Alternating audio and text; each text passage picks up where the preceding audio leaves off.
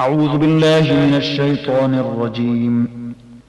بسم الله الرحمن الرحيم. واعلموا أنما غنمتم من شيء فأن لله خمسه وللرسول ولذي القربى واليتامى والمساكين وابن السبيل إن كنتم آمنتم بالله وما أنزلنا على عبدنا يوم الفرقان يوم التقى الجمعان والله على كل شيء قدير. إذ أنتم بالعدوة الدنيا وهم بالعدوة القصوى والركب أسفل منكم ولو تواعدتم لاختلفتم في الميعاد ولكن ليقضي الله أمرا كان مفعولا ليهلك من هلك عن بينة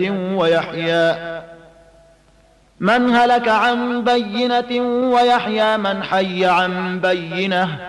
وإن الله لسميع عليم. إذ يريكهم الله في منامك قليلا ولو أراكهم كثيرا لفشلتم ولتنازعتم في الأمر ولكن الله سلم إنه عليم بذات الصدور. وإذ يريكموهم إذ التقيتم في أعينكم قليلا ويقللكم في أعينهم ليقضي الله أمرا كان مفعولا وإلى الله ترجع الأمور. يا أيها الذين آمنوا إذا لقيتم فئة فاثبتوا واذكروا الله كثيرا لعلكم تفلحون. وأطيعوا الله ورسوله ولا تنازعوا فتفشلوا وتذهب ريحكم واصبروا إن الله مع الصابرين. ولا تكونوا كالذين خرجوا من ديارهم بطرا ورئاء الناس ويصدون عن سبيل الله والله بما يعملون محيط. وإذ زين لهم الشيطان أعمالهم وقال لا غالب لكم اليوم من الناس وإني جار لكم فلما تراءت الفئتان نكص على عقبيه وقال إني بريء منكم إني أرى ما لا ترون إني أخاف الله والله شديد العقاب. إذ يقول المنافقون والذين في قلوبهم مرض غر هؤلاء دينهم ومن يتوكل على الله فإن الله عزيز حكيم. ولو ترى إذ يتوفى الذين كفروا الملائكة يضربون وجوههم وأدبارهم وذوقوا عذاب الحريق ذلك بما قدمت أيديكم وأن الله ليس بظلام للعبيد. كدأب آل فرعون والذين من قبلهم كفروا بآيات الله فأخذهم الله بذنوبهم إن الله قوي شديد العقاب. ذلك بأن الله لم يك مغيرا نعمة أنعمها على قوم حتى يغيروا ما بأنفسهم وأن الله سميع عليم. كدأب آل فرعون والذين من قبلهم كذبوا بآيات ربهم فأهلكناهم بذنوبهم وأغرقنا آل فرعون وكل كانوا ظالمين. إن شر الدواب عند الله الذين كفروا فهم لا يؤمنون الذين عاهدت منهم ثم ينقضون عهدهم في كل مرة وهم لا يتقون. فإما تثقفنهم في الحرب فشرد بهم من خلفهم لعلهم يذكرون وإما تخافن من قوم خيانة فانبذ إليهم على سواء إن الله لا يحب الخائنين. ولا يحسبن الذين كفروا سبقوا إنهم لا يعجزون. وأعدوا لهم ما استطعتم من قوة ومن رباط الخيل ترهبون به عدو الله وعدوكم وآخرين من دونهم لا تعلمونهم الله يعلمهم وما تنفقوا من شيء في سبيل الله يوفى إليكم وأنتم لا تظلمون. وإن جنحوا للسلم فاجنح لها وتوكل على الله إنه هو السميع العليم. وإن يريدوا أن يخدعوك فإن حسبك الله هو الذي أيدك بنصره وبالمؤمنين وألف بين قلوبهم لو أنفقت ما في الأرض جميعا ما ألفت بين قلوبهم ولكن الله ألف بينهم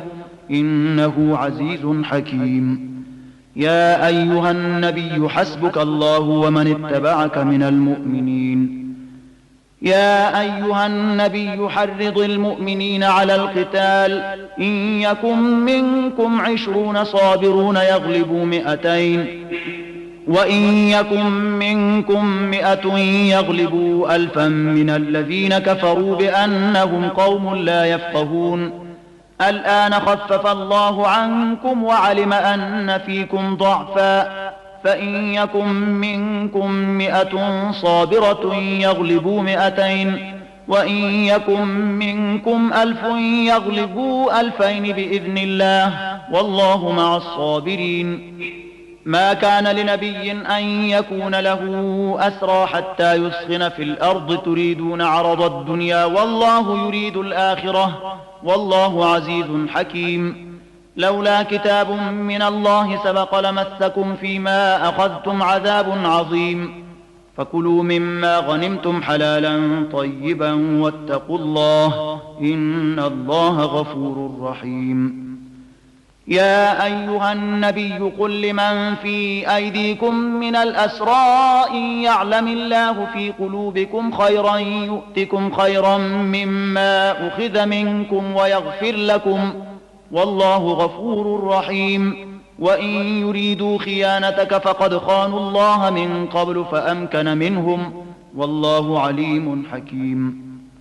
إن الذين آمنوا وهاجروا وجاهدوا بأموالهم وأنفسهم في سبيل الله والذين آووا ونصروا أولئك بعضهم أولياء بعض والذين آمنوا ولم يهاجروا ما لكم من ولايتهم من شيء حتى يهاجروا وإن استنصروكم في الدين فعليكم النصر إلا على قوم بينكم وبينهم ميثاق والله بما تعملون بصير. والذين كفروا بعضهم أولياء بعض إلا تفعلوه تكن فتنة في الأرض وفساد كبير. والذين آمنوا وهاجروا وجاهدوا في سبيل الله والذين آووا ونصروا أولئك هم المؤمنون حقا لهم مغفرة ورزق كريم. والذين آمنوا من بعد وهاجروا وجاهدوا معكم فأولئك منكم وأولو الأرحام بعضهم أولى ببعض في كتاب الله إن الله بكل شيء عليم.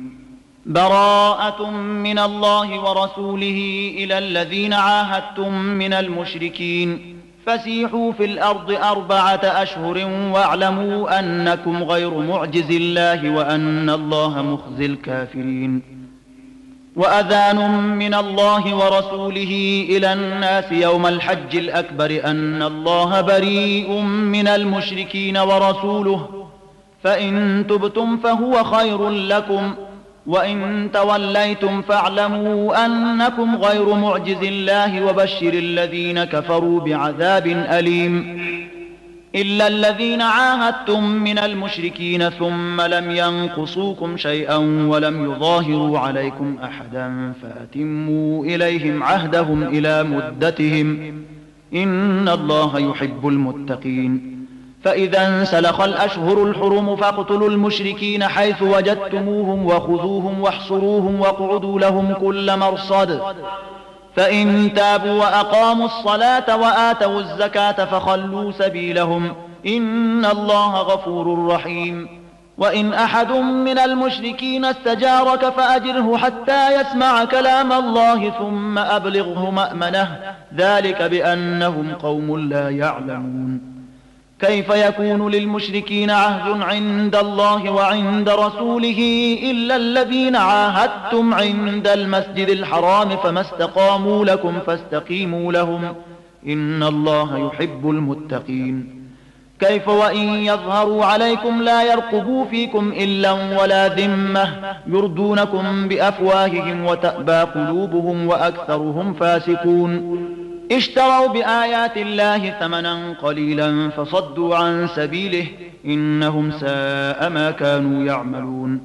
لا يرقبون في مؤمن إلا ولا ذمة وأولئك هم المعتدون فإن تابوا وأقاموا الصلاة وآتوا الزكاة فإخوانكم في الدين ونفصل الآيات لقوم يعلمون وإن نكثوا أيمانهم من بعد عهدهم وطعنوا في دينكم فقاتلوا أئمة الكفر إنهم لا أيمان لهم لعلهم ينتهون ألا تقاتلون قوما نكثوا أيمانهم وهموا بإخراج الرسول وهم بدؤوكم أول مرة أتخشونهم فالله أحق أن تخشوه إن كنتم مؤمنين قاتلوهم يعذبهم الله بأيديكم ويخزهم وينصركم عليهم ويشفي صدور قوم مؤمنين ويذهب غيظ قلوبهم ويتوب الله على من يشاء والله عليم حكيم أم حسبتم أن تتركوا ولما يعلم الله الذين جاهدوا منكم ولم من دون الله ولا رسوله ولا المؤمنين وليجة والله خبير بما تعملون ما كان للمشركين أن يعمروا مساجد الله شاهدين على أنفسهم بالكفر أولئك حبطت أعمالهم وفي النار هم خالدون إنما يعمر مساجد الله من آمن بالله واليوم الآخر وأقام الصلاة وآتى الزكاة ولم يخش إلا الله فعسى أولئك أن يكونوا من المهتدين أجعلتم سقاية الحاج وعمارة المسجد الحرام كمن آمن بالله واليوم الآخر وجاهد في سبيل الله لا يستوون عند الله والله لا يهدي القوم الظالمين الذين آمنوا وهاجروا وجاهدوا في سبيل الله بأموالهم وأنفسهم أعظم درجة عند الله وأولئك هم الفائزون يبشرهم ربهم برحمة منه ورضوان وجنات لهم فيها نعيم مقيم خالدين فيها أبدا إن الله عنده أجر عظيم يا أيها الذين آمنوا لا تتخذوا آباءكم وإخوانكم أولياء إن استحبوا الكفر على الإيمان ومن يتولهم منكم فأولئك هم الظالمون قل إن كان آباؤكم وأبناؤكم وإخوانكم وأزواجكم وعشيرتكم وأموال اقترفتموها وتجارة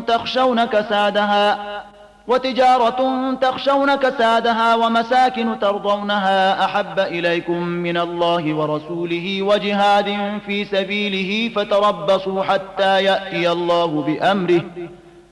والله لا يهدي القوم الفاسقين لقد نصركم الله في مواطن كثيرة ويوم حنين إذ أعجبتكم كثرتكم فلم تغن عنكم شيئا وضاقت عليكم الأرض بما رحبت ثم وليتم مدبرين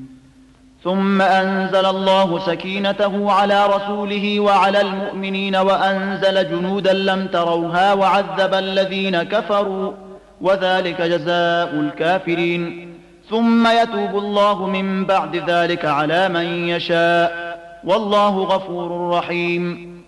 يا أيها الذين آمنوا إنما المشركون نجس فلا يقربوا المسجد الحرام بعد عامهم هذا وإن خفتم عيلة فسوف يغنيكم الله من فضله إن شاء إن الله عليم حكيم قاتلوا الذين لا يؤمنون بالله ولا باليوم الآخر ولا يحرمون ما حرم الله ورسوله ولا يدينون دين الحق من الذين أوتوا الكتاب حتى يعطوا الجزية عن يد وهم صاغرون وقالت اليهود عزير ابن الله وقالت النصارى المسيح ابن الله ذلك قولهم بأفواههم يضاهئون قول الذين كفروا من قبل قاتلهم الله أنى يؤفكون اتخذوا أحبارهم ورهبانهم أربابا من دون الله والمسيح ابن مريم وما أمروا إلا ليعبدوا إلها واحدا لا إله إلا هو سبحانه عما يشركون يريدون أن يطفئوا نور الله بأفواههم ويأبى الله إلا أن يتم نوره ولو كره الكافرون هو الذي أرسل رسوله بالهدى ودين الحق ليظهره على الدين كله ولو كره المشركون يا أيها الذين آمنوا إن كثيرا من الأحبار والرهبان ليأكلون أموال الناس بالباطل ويصدون عن سبيل الله والذين يكنزون الذهب والفضة ولا ينفقونها في سبيل الله فبشرهم بعذاب أليم يوم يحمى عليها في نار جهنم فتكوى بها جباههم وجنوبهم وظهورهم هذا ما كنزتم لأنفسكم فذوقوا ما كنتم تكنزون إن عدة الشهور عند الله 12 شهرا في كتاب الله يوم خلق السماوات والأرض منها 4 حرم ذلك الدين القيم فلا تظلموا فيهن أنفسكم وقاتلوا المشركين كافة كما يقاتلونكم كافة واعلموا أن الله مع المتقين إنما النسيء زيادة في الكفر يضل به الذين كفروا يحلونه عاما ويحرمونه عاما ليواطئوا عدة ما حرم الله فيحلوا ما حرم الله زين لهم سوء أعمالهم والله لا يهدي القوم الكافرين يا أيها الذين آمنوا ما لكم إذا قيل لكم انفروا في سبيل الله اثاقلتم إلى الأرض أرضيتم بالحياة الدنيا من الآخرة فما متاع الحياة الدنيا في الآخرة إلا قليل إلا تنفروا يعذبكم عذابا أليما ويستبدل قوما غيركم ولا تضروه شيئا والله على كل شيء قدير إلا تنصروه فقد نصره الله إذ أخرجه الذين كفروا ثاني اثنين إذ هما في الغار إذ يقول لصاحبه لا تحزن إن الله معنا فأنزل الله سكينته عليه وأيده بجنود لم تروها وجعل كلمة الذين كفروا السفلى وكلمة الله هي العليا والله عزيز حكيم انفروا خفافا وثقالا وجاهدوا بأموالكم وأنفسكم في سبيل الله ذلكم خير لكم إن كنتم تعلمون لو كان عرضا قريبا وسفرا قاصدا لاتبعوك ولكن بعدت عليهم الشقة وسيحلفون بالله لو استطعنا لخرجنا معكم يهلكون أنفسهم والله يعلم إنهم لكاذبون عفى الله عنك لم أذنت لهم حتى يتبين لك الذين صدقوا وتعلم الكاذبين لا يستأذنك الذين يؤمنون بالله واليوم الآخر أن يجاهدوا بأموالهم وأنفسهم والله عليم بالمتقين إنما يستأذنك الذين لا يؤمنون بالله واليوم الآخر وارتابت قلوبهم فهم في ريبهم يترددون ولو أرادوا الخروج لأعدوا له عدة ولكن كره الله بعاثهم فثبطهم وقيل اقعدوا مع القاعدين لو خرجوا فيكم ما زادوكم إلا خبالا ولأوضعوا خلالكم يبغونكم الفتنة وفيكم سماعون لهم والله عليم بالظالمين لقد ابتغوا الفتنة من قبل وقلبوا لك الأمور حتى جاء الحق وظهر أمر الله وهم كارهون ومنهم من يقول ائذن لي ولا تفتني ألا في الفتنة سقطوا وإن جهنم لمحيطة بالكافرين إن تصبك حسنة تسؤهم وإن تصبك مصيبة يقولوا قد أخذنا أمرنا من قبل ويتولوا وهم فرحون قل لن يصيبنا إلا ما كتب الله لنا هو مولانا وعلى الله فليتوكل المؤمنون قل هل تربصون بنا إلا إحدى الحسنيين ونحن نتربص بكم أن يصيبكم الله بعذاب من عنده أو بأيدينا فتربصوا إنا معكم متربصون قل أنفقوا طوعا أو كرها لن يتقبل منكم إنكم كنتم قوما فاسقين وما منعهم أن تقبل منهم نفقاتهم إلا أنهم كفروا بالله وبرسوله ولا يأتون الصلاة إلا وهم كسالى ولا ينفقون إلا وهم كارهون فلا تعجبك أموالهم ولا أولادهم إنما يريد الله ليعذبهم بها في الحياة الدنيا وتزهق أنفسهم وهم كافرون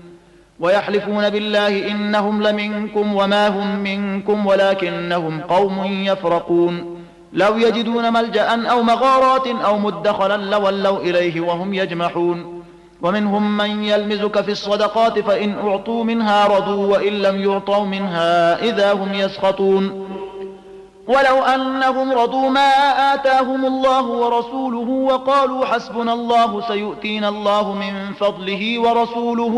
إنا إلى الله راغبون إنما الصدقات للفقراء والمساكين والعاملين عليها والمؤلفة قلوبهم وفي الرقاب والغارمين وفي سبيل الله وابن السبيل فريضة من الله والله عليم حكيم ومنهم الذين يؤذون النبي ويقولون هو أذن قل أذن خير لكم يؤمن بالله ويؤمن للمؤمنين ورحمة للذين آمنوا منكم والذين يؤذون رسول الله لهم عذاب أليم يحلفون بالله لكم ليرضوكم والله ورسوله أحق أن يرضوه إن كانوا مؤمنين ألم يعلموا أنه من يحادد الله ورسوله فأن له نار جهنم خالدا فيها ذلك الخزي العظيم يحذر المنافقون أن تنزل عليهم سورة تنبئهم بما في قلوبهم قل استهزئوا إن الله مخرج ما تحذرون ولئن سألتهم ليقولن إنما كنا نخوض ونلعب قل أبالله وآياته ورسوله كنتم تستهزئون لا تعتذروا قد كفرتم بعد إيمانكم إن نعفو عن طائفة منكم نعذب طائفة بأنهم كانوا مجرمين المنافقون والمنافقات بعضهم من بعض يأمرون بالمنكر وينهون عن المعروف ويقبضون أيديهم نسوا الله فنسيهم إن المنافقين هم الفاسقون وعد الله المنافقين والمنافقات والكفار نار جهنم خالدين فيها هي حسبهم ولعنهم الله ولهم عذاب مقيم كالذين من قبلكم كانوا أشد منكم قوة وأكثر أموالا وأولادا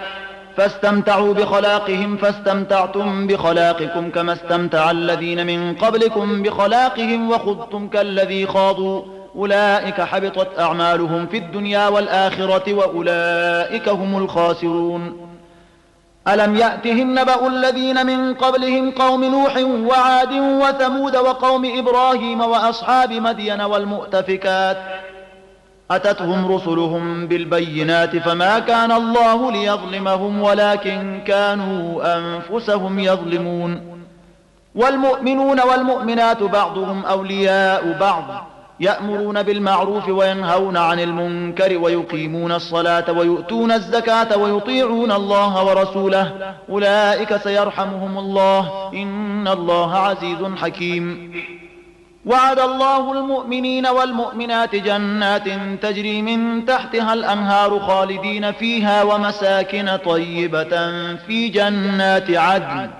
ورضوان من الله أكبر ذلك هو الفوز العظيم يا أيها النبي جاهد الكفار والمنافقين واغلظ عليهم ومأواهم جهنم وبئس المصير يحلفون بالله ما قالوا ولقد قالوا كلمة الكفر وكفروا بعد إسلامهم وهموا بما لم ينالوا وما نقموا إلا أن أغناهم الله ورسوله من فضله فإن يتوبوا يك خيرا لهم وإن يتولوا يعذبهم الله عذابا أليما في الدنيا والآخرة وما لهم في الأرض من ولي ولا نصير ومنهم من عاهد الله لئن آتانا من فضله لنصدقن ولنكونن من الصالحين فلما آتاهم من فضله بخلوا به وتولوا وهم معرضون فأعقبهم نفاقا في قلوبهم إلى يوم يلقونه بما أخلفوا الله ما وعدوه وبما كانوا يكذبون ألم يعلموا أن الله يعلم سرهم ونجواهم وأن الله علام الغيوب الذين يلمزون المطوعين من المؤمنين في الصدقات والذين لا يجدون إلا جهدهم فيسخرون منهم سخر الله منهم ولهم عذاب أليم استغفر لهم أو لا تستغفر لهم إن تستغفر لهم 70 مرة فلن يغفر الله لهم ذلك بأنهم كفروا بالله ورسوله والله لا يهدي القوم الفاسقين فرح المخلفون بمقعدهم خلاف رسول الله وكرهوا أن يجاهدوا بأموالهم وأنفسهم في سبيل الله وقالوا لا تنفروا في الحر قل نار جهنم أشد حرا لو كانوا يفقهون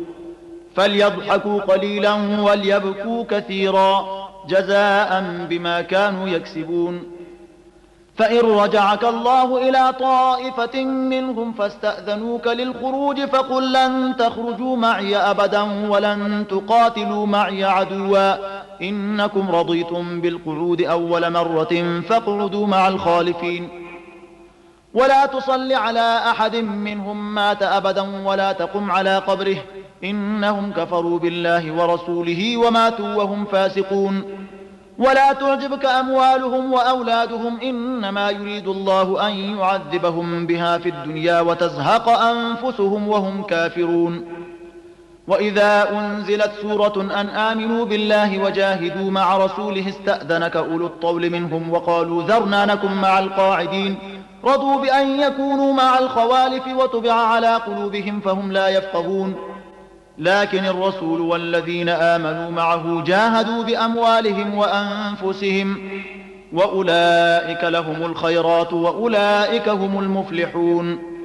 أعد الله لهم جنات تجري من تحتها الأنهار خالدين فيها ذلك الفوز العظيم وجاء المعذرون من الأعراب ليؤذن لهم وقعد الذين كذبوا الله ورسوله سيصيب الذين كفروا منهم عذاب أليم ليس على الضعفاء ولا على المرضى ولا على الذين لا يجدون ما ينفقون حرج إذا نصحوا لله ورسوله ما على المحسنين من سبيل والله غفور رحيم ولا على الذين إذا ما أتوك لتحملهم قلت لا أجد ما أحملكم عليه تولوا وأعينهم تفيض من الدمع حزنا ألا يجدوا ما ينفقون إنما السبيل على الذين يستأذنونك وهم أغنياء رضوا بأن يكونوا مع الخوالف وطبع الله على قلوبهم فهم لا يعلمون صدق الله العظيم.